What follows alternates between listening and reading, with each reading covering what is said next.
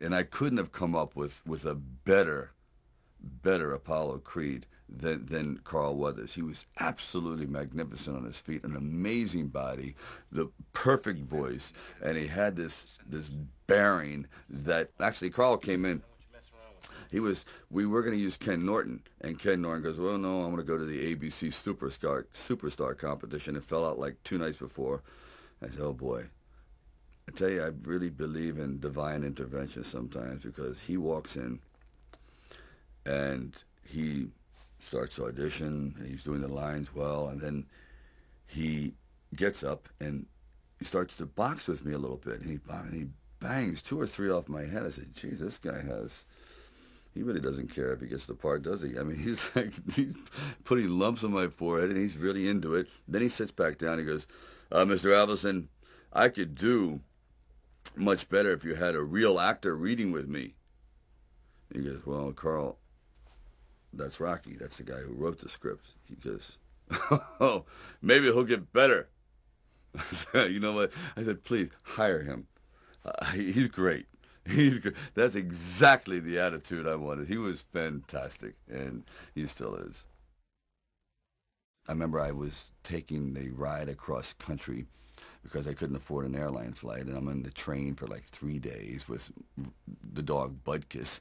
And Butkus at that time had this terrible flatulence problem. He had this gas, and so he was gassing me across the entire country. I couldn't believe it. I mean, it got to the point where I said, Butkus, one of us has got to go. No one's going to sit in the car with us. I couldn't breathe. I said, I'm trying to concentrate on the character of Rocky. Is this foreshadowing? Is this dog telling me exactly how this film is going to come out? A stinker? I don't know. I'll never forget. I was like, the train pulls into Arizona, and it's like 4 o'clock in the morning. I said, is it?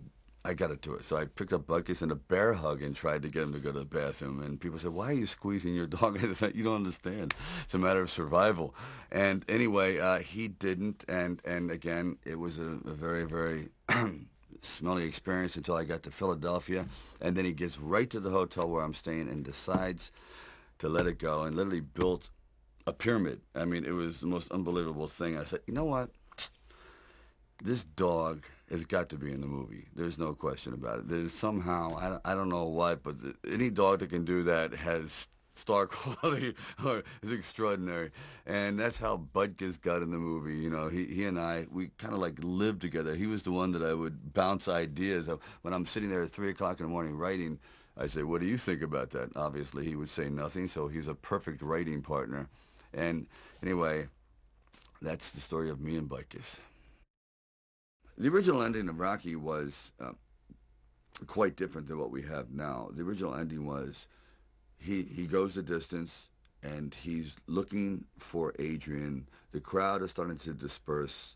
You know, 1 minute after the fight, yes, he did a noble thing, but time moves on. The champion is carried out of the ring, and Rocky starts to meander through the crowd. He eventually gets to the curtain.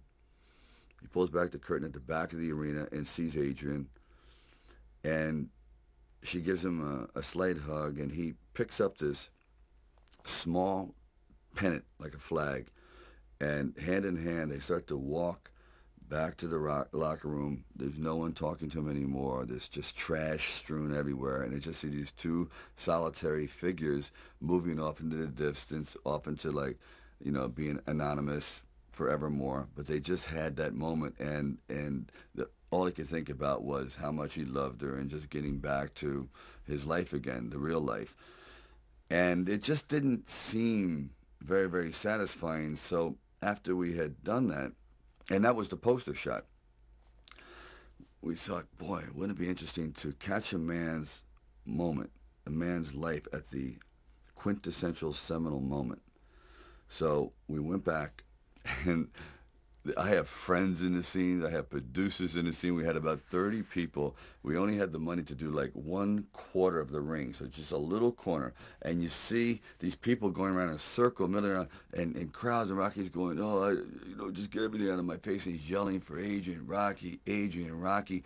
And they had someone, as Adrian is running to the ring, again, very, very tight. They had like fishing line connected to her hat, and they pull her hat off So, because I thought, wouldn't it be interesting that the first thing Rocky says when she comes into the ring is like, "Where's your hat?" I mean, he's so into her, into like the way she looks, and that he doesn't care that his eyes are swollen shut, his hands are smashed, and that he's done the greatest thing in his life. He doesn't say, "Look at me." He goes, "Where's your hat?" And he's like, "I love you." He goes, "You know, I love you too." Yeah, I mean, the visuals working, the sound is working, the body movements are all coming together at this absolute peak. And right there, when I embrace her, I was sitting with John Avildsen, and we froze right on the single frame when he is looking elated and he has her in his arms and it's just this look of ecstasy. And the next frame, it went like, it just deflated. I said, there it is.